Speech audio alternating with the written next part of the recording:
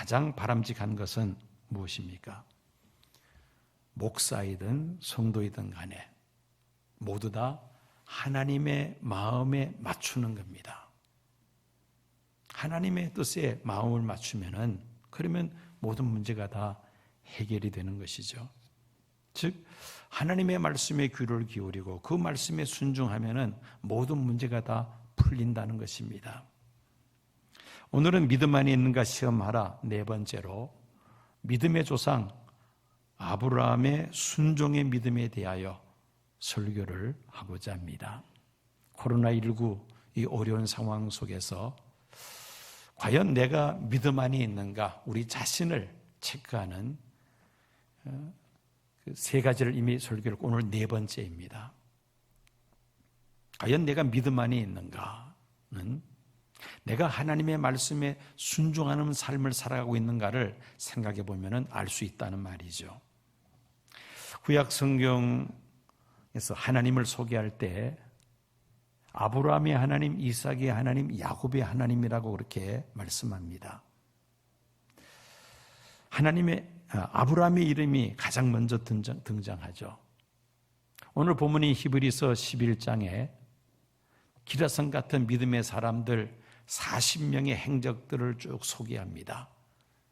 그 가운데 아브라함의 믿음에 대하여 히브리서 11장 전체의 내용의 약 4분의 1을 차지할 정도로 아브라함의 믿음에 대해서 자세하게 설명을 하고 있습니다. 성경 시작이 창세기인데 창세기에도 많은 믿음의 선진들의 발자취를 기록하고 있지만은 가장 많은 분량을 아브라함에 관련해서 기록을 하고 있습니다. 한마디로 아브라함은 하나님께서 가장 기뻐하시는 믿음의 사람이었다는 것이죠. 노아의 홍수 이후로 인류가 크게 번성하게 됩니다. 노아의 세 아들이 있었죠. 셈과 함과 야벳. 이 세 아들을 통해서 인류가 번성합니다. 셈은 히브리인들을 위시한 셈족의 조상이 되고 함은 이집트와 아프리카인의 조상이 되며 야벳은 유럽과 인도 사람의 조상이 됩니다. 창세기 11장에 아브라함의 족보가 기록이 되었는데 아브라함은 셈의 10대 손이라고 그렇게 그 족보를 기록하고 있습니다. 노아의 세 아들 가운데 셈의 10대 손으로 아브라함이 태어났다는 말입니다. 아브라함이 원래 살고 있던 지역은 우르였습니다. 인류 문명의 발상지인 유프라테스 강 유역에 있는 도시입니다. 온 땅의 언어가 하나요 말이 하나였던 시대에 유프라테스 강을 끼고 있는 신할 땅 바벨에서 니므롯이 바벨탑을 건설하고 있었습니다. 바벨탑을 건설한 목적은 하나님을 배제한 인간 중심의 지상 천국을 이루고자 했던 것입니다. 배후에 사탄이 조종을 한 겁니다. 하나님을 배제하고 인간 중심의 지상 천국을 니므롯이 앞장서서 건설하는데 그 배후에 사탄이 역사를 합니다. 하나님께서 이 바벨탑을 그냥 좌시하지 아니하시죠. 온 지면에 흩어버리시고 맙니다. 창세기 11장 7절 8절 말씀입니다. 자 우리가 내려가서 거기서 그들의 언어를 혼잡하게 하여 그들이 서로 알아듣지 못하게 하자 하시고 여호와께서 거기서 그들을 온 지면에 흩으셨으므로 그들이 그 도시를 건설하기를 그쳤더라. 바벨탑을 무너뜨리시고 언어를 혼잡케 하심으로 온 지면에 흩으신 하나님께서는 우리에 살고 있는 셈의 10대 손 아브라함을 부르셔서 믿음의 조상이 되게 하십니다. 아브라함 한 가정을 가나안으로 이주시키시고 그리고 아브라함의 자손들을 통하여 하나님을 섬기는 이스라엘 백성 민족 공동체의 조상이 되게 하신 것입니다. 아브라함은 혈연적으로 하나님을 섬기는 이스라엘의 민족 공동체의 조상일 뿐만 아니라 모든 기독교인들의 또한 믿음의 조상이기도 합니다. 결국 아브라함은 하나님을 믿는 모든 사람들의 조상이 되는 그런 영광을 얻게 되었다는 말씀입니다. 아브라함이 이런 영광을 얻게 된 배경에는 하나님의 말씀에 대한 순종이 있었기 때문이었습니다. 갈대아 우리에 살고 있는 아브라함에게 하나님께서 찾아오셔서 말씀하십니다. 여호와께서 아브라함에게 이르시되 너는 너의 고향과 친척과 아버지의 집을 떠나 내가 내게 보여줄 땅으로 가라. 내가 너로 큰 민족을 이루고 내게 복을 주어 내 이름을 창대하게 하리니 너는 복이 될지라. 아브라함이 하나님께로부터 부르심을 받았을 때 그때 아브라함이 어떠한 사회적인 지위가 있었고 또 그 당시 어떤 일을 하고 있었는가에 대해서는 성경에 기록을 남기지 않고 있습니다. 아브라함이 하나님을 만나기 위해서 어떤 노력을 했는지에 대해서는 성경에 전혀 언급되지 않고 있습니다. 갈대아 우르에 살고 있던 아브라함의 신앙적 배경을 알 수 있는 말씀이 여호수아 24장에 있습니다. 2절 3절 보면은 여호수아가 모든 백성에게 이르되 이스라엘의 하나님 여호와께서 이같이 말씀하시기를 옛적에 너희의 조상들 곧 아브라함의 아버지 나홀의 아버지 데라가 강 저쪽에 거주하여 다른 신들을 섬겼으나 내가 너희의 조상 아브라함을 강 저쪽에서 이끌어내어 가나안 온 땅에 두루 행하게 하고 그의 씨를 번성하게 하려고 그에게 이삭을 주었으며. 아브라함은 조상적부터 우상을 섬기는 가정에서 태어나서 자랐습니다. 그의 아버지 데라 역시 우상을 만드는 직업을 갖고 있었던 사람이었습니다. 그런데 하나님께서 아브라함에게 찾아오셔서 아브라함을 부르시고 가나안으로 이주시키셨습니다. 그 이유는 오직 하나님만을 섬기는 하나님의 사람으로 세울 뿐만 아니라 아브라함의 자손을 번성케 하여 이스라엘 민족 공동체를 세우기 위함이었던 것입니다. 아브라함이 믿음의 조상이 된 것은 그에게 무슨 특별한 업적이나 그에게 탁월한 능력이 있어서 된 것은 아니었습니다.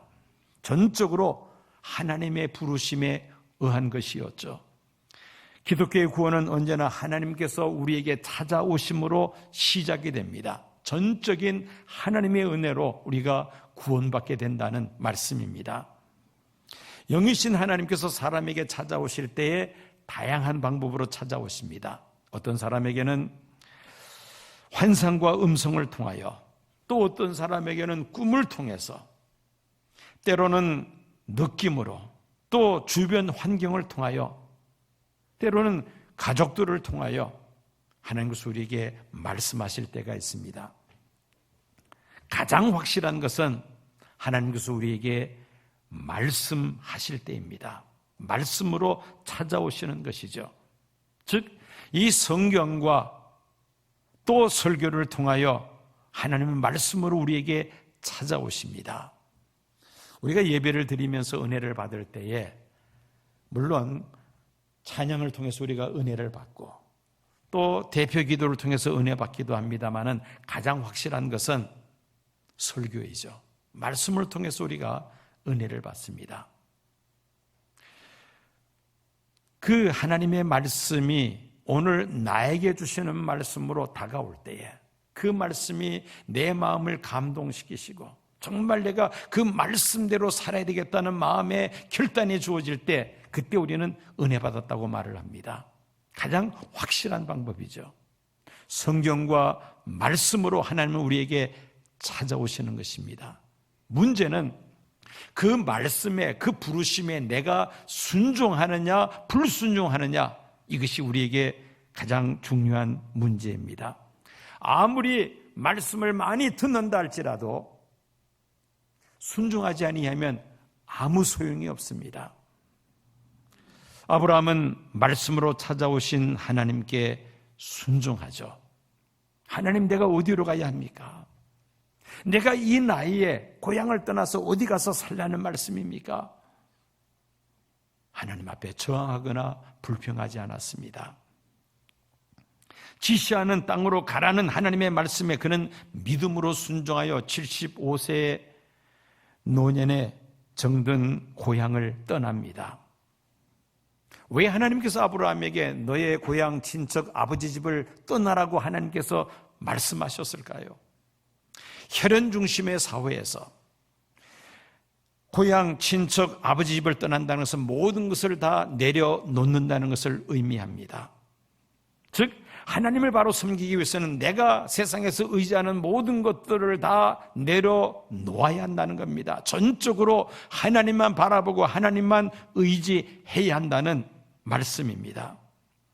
누가복음 14장 26절에 하면은 예수님께서 제자들을 부르시면서 이렇게 말씀하셨습니다. 물은 내게 오는 자가 자기 부모나 처자나 형제나 자매나 자기 목숨까지 미워하지 아니하면 나의 제자가 될 수 없다고 말씀하십니다.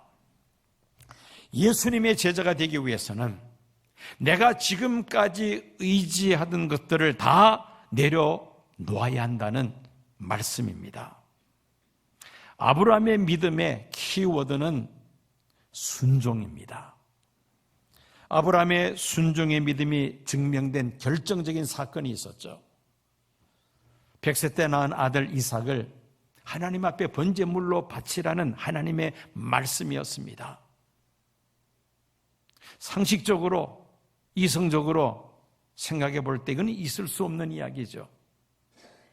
그러나 아브라함은 하나님께 대꾸를 한다거나 정하지 않습니다.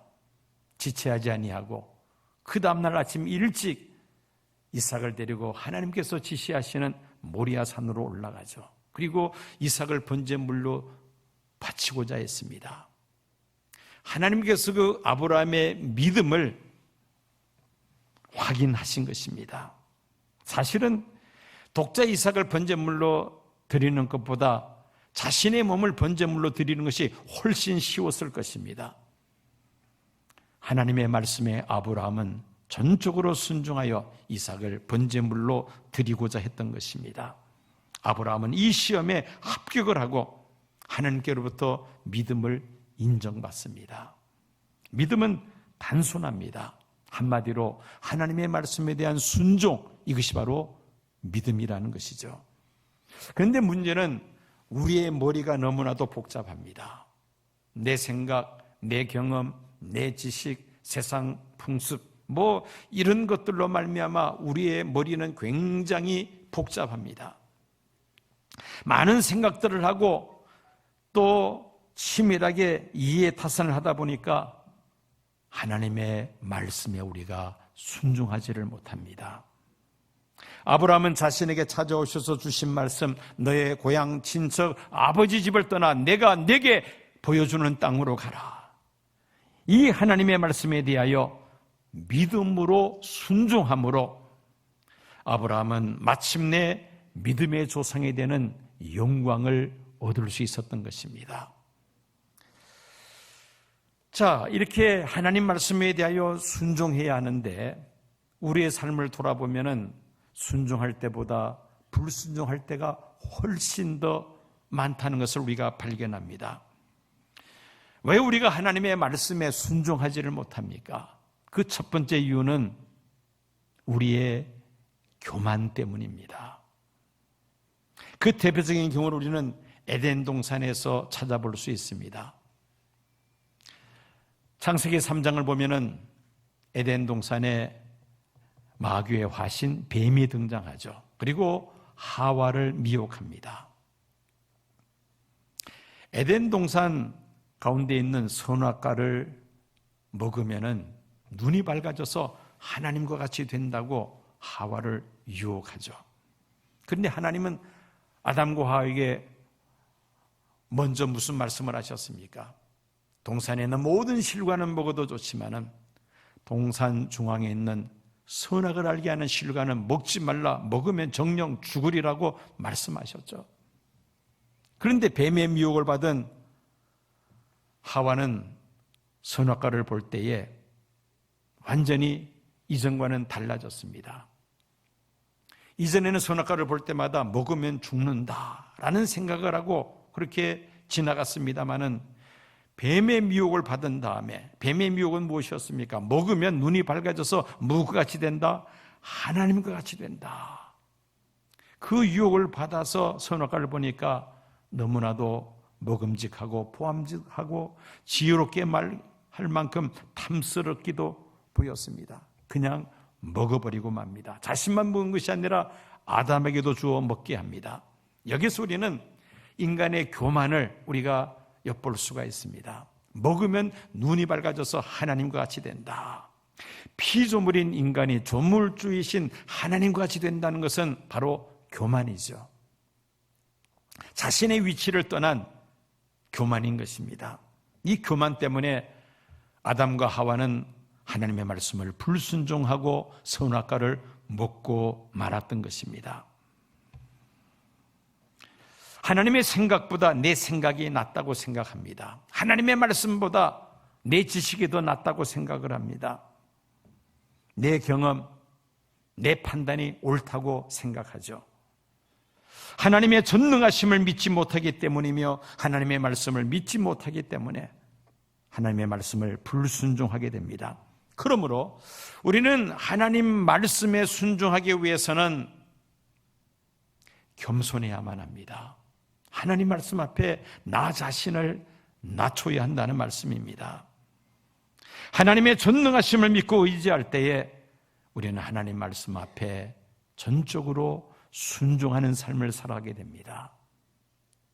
두 번째로 우리가 하나님 말씀에 순종하지 못하는 이유는 탐심, 욕심 때문입니다. 이스라엘이 여리고성을 점령할 때에 하나님께서 여호수아를 통하여 미리 말씀하십니다. 여호수아서 6장 17절에서 19절 말씀입니다. 이 성과 그 가운데 있는 모든 것은 여호와께 온전히 바치되 오직 너희는 그 바친 물건에 손대지 말라. 은금과 동철 기구들은 다 여호와께 구별될 것이니 그것을 여호와의 곳간에 드릴지니라 말씀하십니다. 이스라엘 백성들이 여리고성을 점령할 때에 이스라엘의 군사력을 가지고 정복한 것은 전혀 아니었습니다. 이스라엘의 군사력을 가지고서는 그 가나안의 관문과 같은 초롱성 여리고성을 도저히 정복할 수가 없었습니다. 하나님께서 여호수아에게 말씀하시죠. 여리고성을 하루에 한 바퀴씩 돌되 7일째 되는 날은 7바퀴를 돌고 제사장들은 나팔을 불고 백성들은 함성을 지를 때 여리고성이 무너지리라. 여호수아는 하나님의 말씀에 순종해서 여세 동안 하루에 한 바퀴씩 여리고성을 돌며 7일째 되는 날은 7바퀴를 돌고 제사장들이 나팔을 불며 백성들은 함성을 지를 때에 여리고성은 거짓말처럼 무너져버리고 맙니다.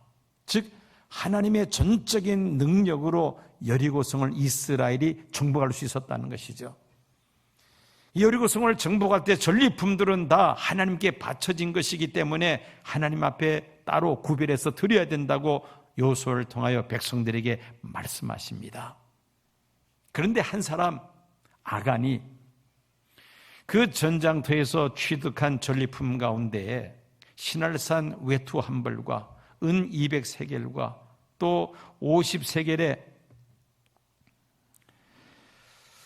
50세겔의 금덩어리 하나를 땅에 숨겨둡니다. 이 일로 인하여 이어지는 아이성 전투에서 이스라엘이 패배하고야 맙니다.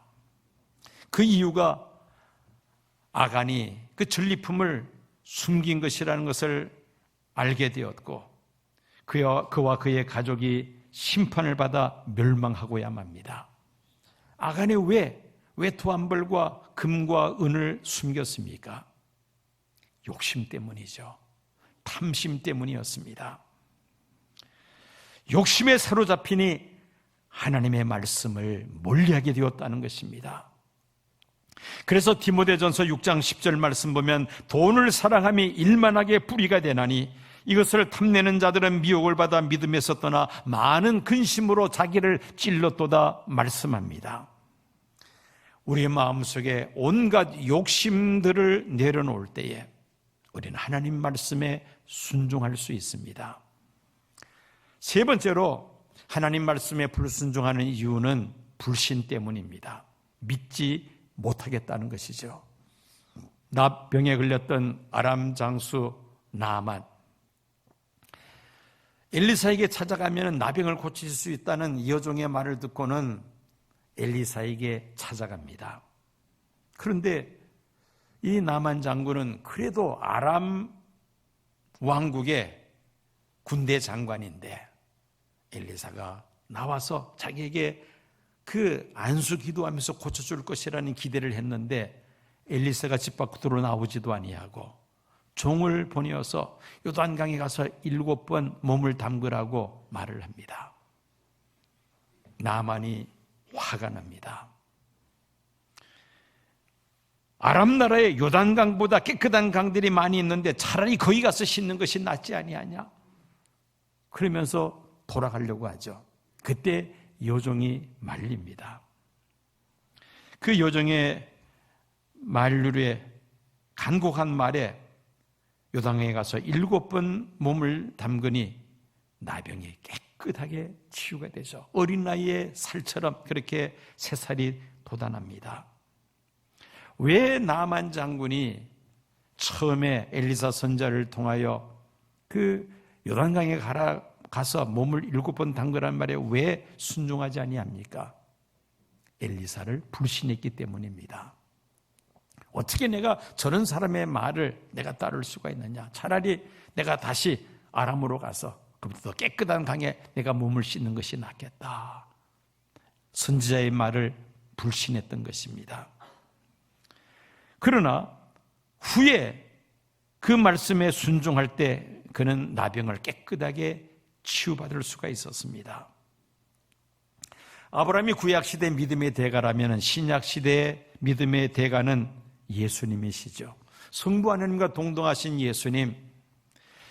예수님은 이 세상에서 자신의 뜻을 이루시기 위하여 오신 것이 아니라 성부 하나님의 뜻을 이루시기 위하여 오셨다고 말씀하십니다.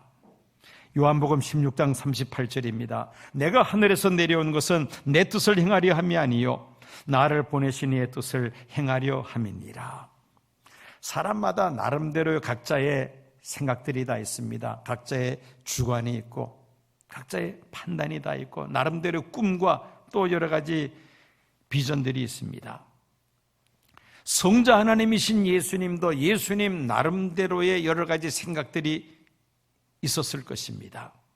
그러나 예수님은 자신의 뜻을 이루기 위하여 세상에 온 것이 아니라 성부 하나님의 뜻을 이루기 위하여 세상에 오셨다고 말씀하실 뿐만 아니라 그 말씀대로 예수님은 살아가시죠. 여기에서 우리는 성자 하나님이신 예수님께서 성부 하나님의 뜻에 대한 순종의 마음을 우리가 엿볼 수가 있습니다. 순종하되 죽기까지 복종하셨다고 말씀하고 있습니다. 빌립보서 2장 5절에서 8절까지 말씀입니다. 너희 안에 이 마음을 품으라 곧 그리스도 예수의 마음이니 그는 근본 하나님의 본체시나 하나님과 동등됨을 취할 것으로 여기지 아니하시고 오히려 자기를 비워 종의 형체를 가지사 사람들과 같이 되셨고 사람의 모양으로 나타나사 자기를 낮추시고 죽기까지 복종하셨으니 곧 십자가에 죽으심이라. 히브리서 기자는 히브리서 5장 7절에서 10절에 성자 하나님이신 예수님도 십자가의 고난을 앞두고 성부 하나님께 죽기까지 순종함으로 온전케 되셨고 영원한 구원의 근원이 되셨다고 말씀하고 있습니다. 예수님께서 십자가에 고난받으시고 죽으심으로 온 인류를 죄 가운데서 건져내고자 하시는 성부 하나님의 뜻을 온전히 믿음으로 순종하셨다는 것입니다. 한 사람의 순종을 통하여 온 인류가 죄 가운데서 구원을 받게 된 것입니다.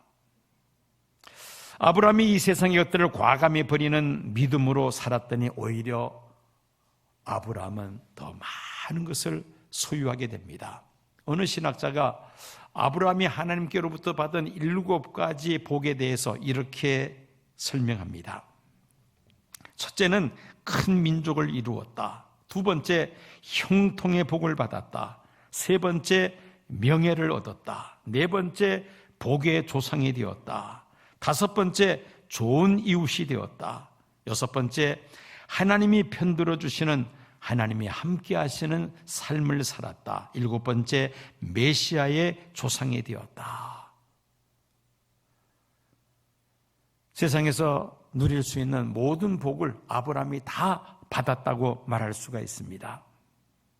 이런 복이 하나님 말씀 앞에 순종하기를 힘쓰므로 인하여 여러분들도 이 같은 복을 받으시기를 축원합니다. 예수님께서 성부 하나님의 뜻에 전적으로 순종하되 죽기까지 복종하셨을 때에 성부 하나님은 예수님을 가장 영광스럽게 하고 가장 존귀하게 하십니다. 빌립보서 2장 9절에서 11절 말씀입니다. 이러므로 하나님이 그를 지극히 높여 모든 이름 위에 뛰어난 이름을 주사 하늘에 있는 자들과 땅에 있는 자들과 땅 아래에 있는 자들로 모든 무릎을 예수의 이름에 꿇게 하시고 모든 입으로 예수 그리스도를 주라 시인하여 하나님 아버지께 영광을 돌리게 하셨느니라. 모든 사람들이 예수님 이름 앞에 무릎을 꿇게 하셨습니다. 모든 사람들이 예수님을 구주로 영접케 하셨습니다. 이것이 바로 성자 하나님이신 예수님께서 성부 하나님께 죽기까지 복종하셨을 때에 주어진 놀라운 하나님의 역사입니다. 지금 우리 교회가 얼마나 좋아졌는지 모릅니다.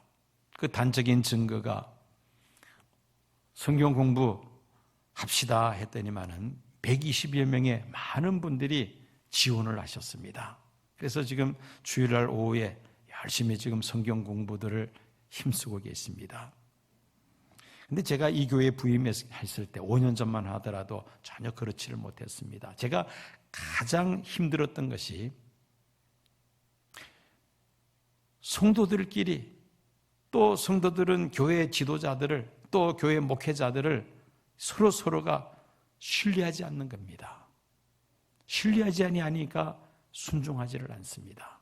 무슨 말을 하면 왜 저런 말을 하나 물음표를 달고 그렇게 생각들을 하는 것처럼 제가 느껴졌습니다.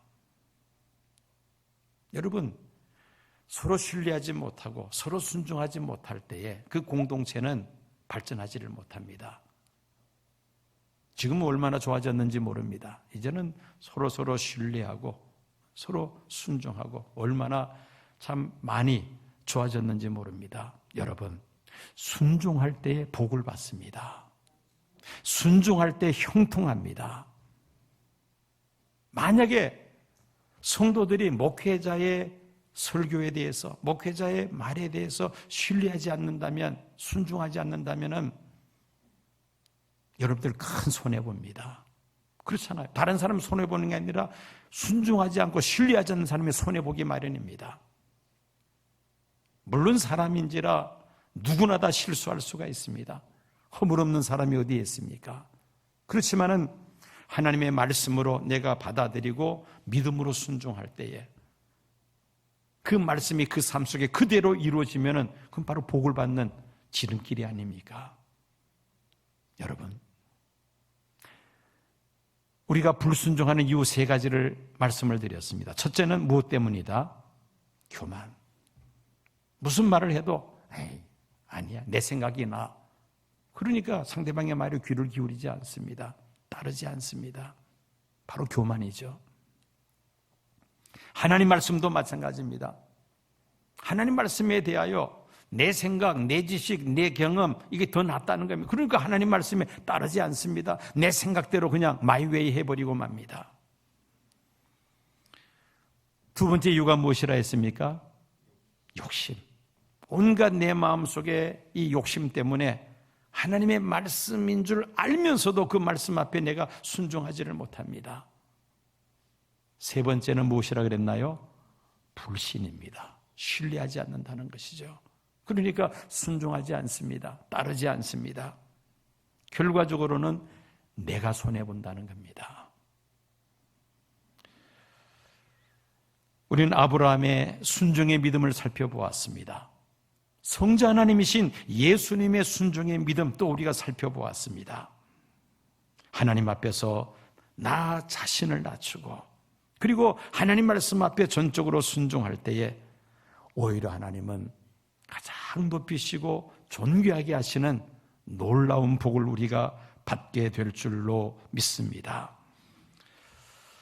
오늘 예배 참석하신 성도님들, 또 영상으로 예배 드리시는 모든 우리 권속들, 하나님 말씀 앞에 우리가 전적으로 순종함으로 인하여 하나님께서 존귀하게 하시고 영광스럽게 하는 그런 놀라운 복을 받을 뿐만 아니라 하나님께서 하늘 문을 여셔서 가장 좋은 것으로 우리에게 복을 내려주시며 우리가 가지고 있는 모든 문제들을 하나님께서 다 해결해 주실 줄로 믿습니다. 코로나19 참 믿음 지키기가 어려운 시대를 지금 살아가고 있습니다. 우리는 어떤 이유에서든지 간에 하나님 앞에 예배 드리는 일을 결코 우리가 놓을 수가 없습니다. 예배 드려야죠. 어떤 방법으로든지 하나님 앞에 우리가 예배를 드려야만 합니다. 코로나19 핑계로 우리가 하나님 말씀대로 살지 못하는 일들이 얼마나 지금 많습니까? 이 어려운 때에 하나님 말씀대로 살기가 정말 어려운 이 때에 우리가 더 힘써 노력하면은 우리의 연단된 이 믿음으로 앞으로 더 어려운 시대에도 넉넉히 우리가 믿음을 지키게 될 줄로 믿습니다. 과연 오늘 이 코로나19 신앙을 지키기 어려운 이 시대에 내가 믿음 안에 있는가 우리 자신 한번 돌아보아야 되겠습니다. 내가 정말 하나님 말씀 앞에 얼마나 순종하기를 힘쓰고 있는가 우리 자신을 돌아보면서 아브라함과 같이 또 예수님처럼 하나님 말씀 앞에 전적으로 순종하는 믿음의 사람 되시기를 축원합니다.